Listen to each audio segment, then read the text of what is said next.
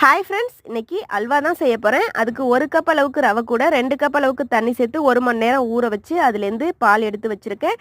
இந்த பால் 3 கப் அளவுக்கு இருக்குது. இப்போ ஒரு பேனில் 1 டீஸ்பூன் அளவுக்கு நெய் விட்டு நெய் நல்லா உருகுனதும் முந்திரி பருப்பை சேர்த்துட்டு பொன்னிறமாக வறுத்து எடுத்துட்டு அதே பேனில் நம்ம எடுத்து வச்சுருந்த பாலை நல்லா கலந்து கொடுத்துட்டு சேர்த்துக்கலாம். அடுப்பை மீடியம் ஃப்ளேம்லேயே வச்சு நல்லா குக் பண்ணிக்கலாம். நல்லா குக் பண்ணிட்டு இருக்கும்போது கெட்டியான பதம் வரும். கெட்டியான பதம் வந்ததும் இதுக்கு தேவையான அளவுக்கு இனிப்பு சேர்த்துக்கலாம். வெல்லம், ஜீனி எது வேணாலும் சேர்க்கலாம். நான் நாட்டு சர்க்கரை சேர்த்துக்கிறேன். 1.5 கப் அளவுக்கு நாட்டு சர்க்கரை சேர்க்க போகிறேன். அதுக்கு முதல்ல 1 கப் அளவுக்கு சேர்த்து நல்லா கலந்து கொடுத்துடலாம். கலந்து கொடுத்துட்டு மறுபடியும் 1/2 கப் அளவுக்கு சேர்த்து கலந்து கொடுத்துக்கலாம்.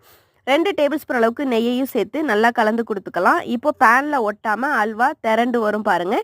இந்த ஸ்டேஜில் நம்ம பொரிச்சு வச்சுருந்த முந்திரியையும் 1/2 டீஸ்பூன் ஏலக்காய் தூளையும் சேர்த்து நல்லா கலந்து கொடுத்துட்டு கடைசியாக 1 டீஸ்பூனுக்கு நெய்யையும் சேர்த்து கலந்து கொடுத்தோன்னா ரொம்பவே ருசியான வாயில் வச்சதும் கரையக்கூடிய அல்வா ரெடி. இந்த வீடியோ பிடிச்சிருந்தா லைக் பண்ணுங்கள்.